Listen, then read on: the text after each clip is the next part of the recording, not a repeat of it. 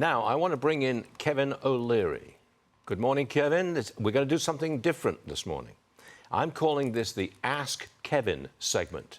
I'm asking you to give us advice on a couple of subjects. First of all, I'm sure you're ready. First of all, what's your advice for young adults? Rent or buy?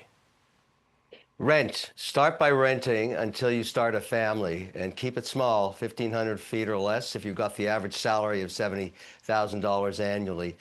The issue around a home, if you're going to buy it and go through expenses of buying it, paying all the commissions and all the taxes and everything else, is you got to be there for 5 years. And that's sort of a great starter home. Once you decide to have a child, you got to expand a little bit, get that second bedroom and also have an office in the house. Then you buy a home. Good chance you'll be there for 5 years, assuming the marriage lasts. Then it's worth the investment. It's that simple, Stuart. Okay, that was good. That was number one, topic one. Second, what about marriage? You say that combining finances is the stupidest idea and women should stay financially independent. Okay, make your case. That's because our society works on credit scores, and 50% of marriages fail between 5 and 7 years, not for infidelity, for financial stress. One outspends the other. Here's how you structure it.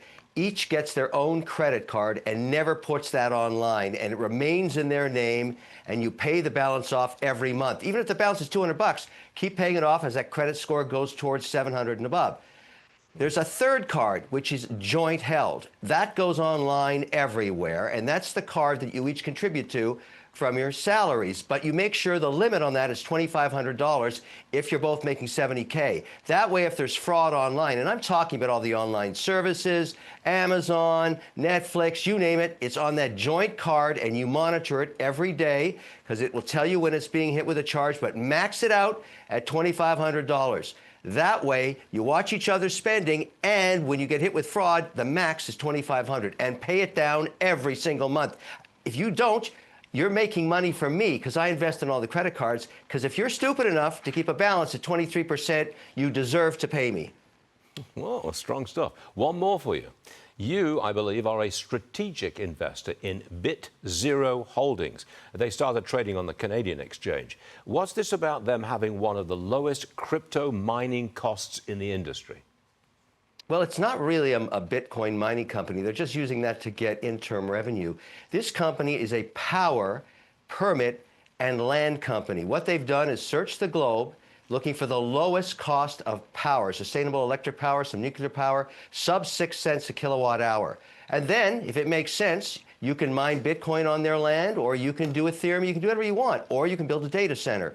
These guys, the best analogy for this, and the way I look at it is, if you could go back hundreds of years, it'd be the beginning of the gold rush, would you rather invest in the jeans, picks, and shovels, or the risk of finding gold? That's the issue right now. Everybody in AI has to have power, land, permits, water. BitZero has them. It's an infrastructure play, Stuart. I find a lot less risky than figuring out who's going to win in AI, which company's going to make it, which isn't. And those multiples right now are crazy high. Everybody needs what BitZero has, power. Okay. Excellent stuff today, Kevin O'Leary. Next time you're on, I'm going to ask you how I can live to be 100 years old, because I know you're into that. I know that's your thing, okay? Stuart, I want to let you know I'm 140. I'm a vampire. What a guy. Well, I knew it. I knew it. Kevin, you have a great Thanksgiving. We'll see you again soon. Cheers, man.